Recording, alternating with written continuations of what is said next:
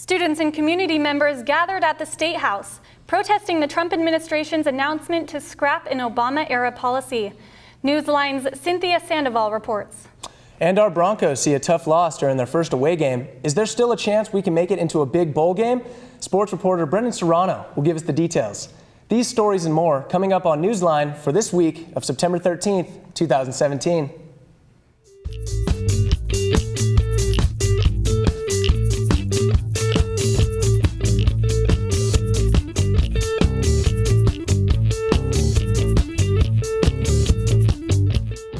Thanks for joining us on this week's edition of Newsline. I'm Brittany Locke. And I'm Doug Mason.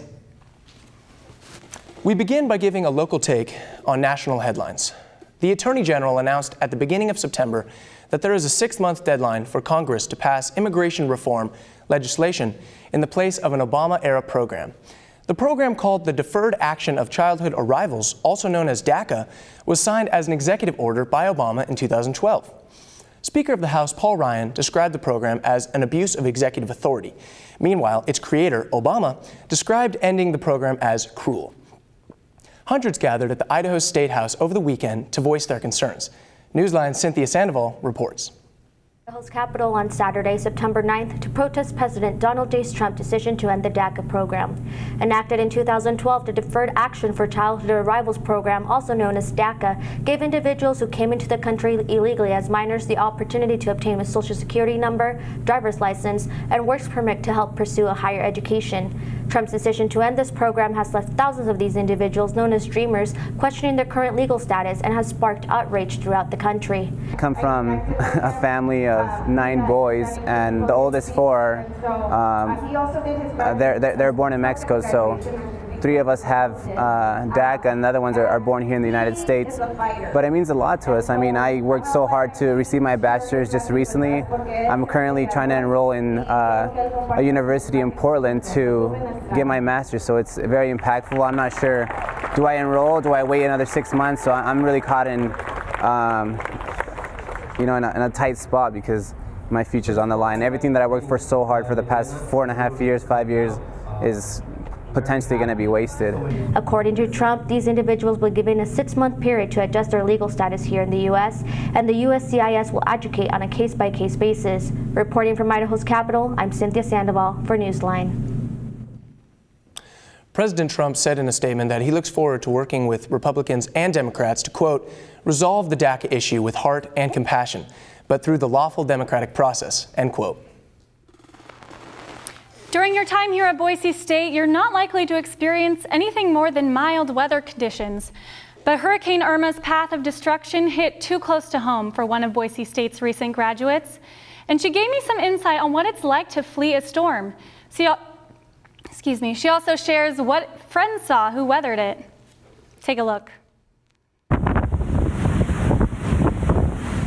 It's hard, like, having to evacuate your home and everything you do every day, your routine in your life, and just going across the country and hoping that you have something to go back to. Chantel Martinez says running away from a storm like this is new. And growing up thousands of miles from the warm waters where hurricanes form, you could say the chances of her encountering one were pretty slim. But that changed when she moved across the country. She was just settling into the graduate program at Florida International University and a new life in Miami when her roommate made a demand. I didn't know how serious it was until she was like, no, we're leaving. Like, you don't have a choice. This, as Hurricane Irma was preparing to tear through northern Caribbean islands with reports of sustained winds reaching 175 miles an hour. And it also had its eye on Florida. It felt just like everyone was so uncertain, and like everyone's asking you, so what's your plan, what are you doing? But like no one knows, because no one knows how bad the hurricane was going to hit. Chantel says the Florida waters were still calm and the sky still blue on Thursday the 7th when she and her roommate evacuated. But she still took precautions. For me, that was the most stressful part, is because we went through our whole apartment and I packed all my belongings that I cared about into my car, and I took my car to the parking garage at my school and parked it like on the 4th level in the parking garage. And then I moved all my furniture, like either in my bathroom or, because I live on the first floor of an apartment building in Miami, or in Kendall area, so it's a little bit of Miami. But, so yeah, I guess that was the most stressful part for me, was not knowing what was going to happen and having to prep for it. But that stress was met with the kindness of others.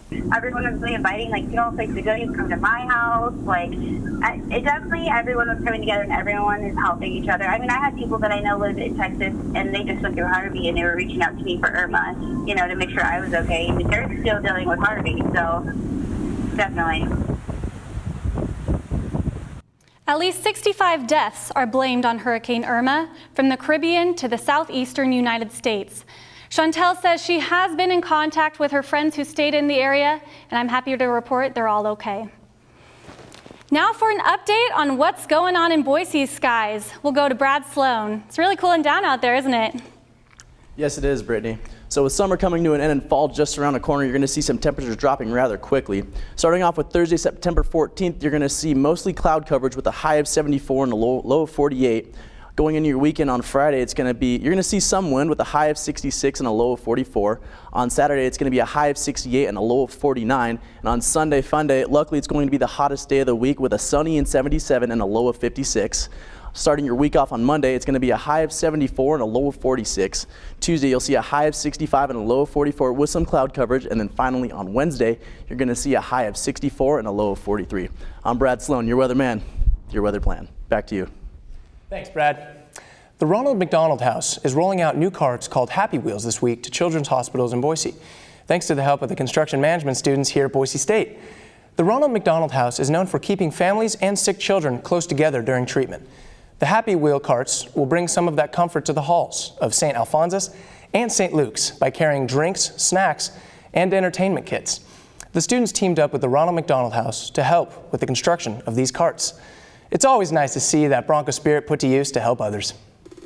That is right, and that Bronco spirit was taken across state lines over the weekend for Boise State's first away game of the season. Here to tell us more, we have Brennan Serrano. How's it going, guys? Great, thanks.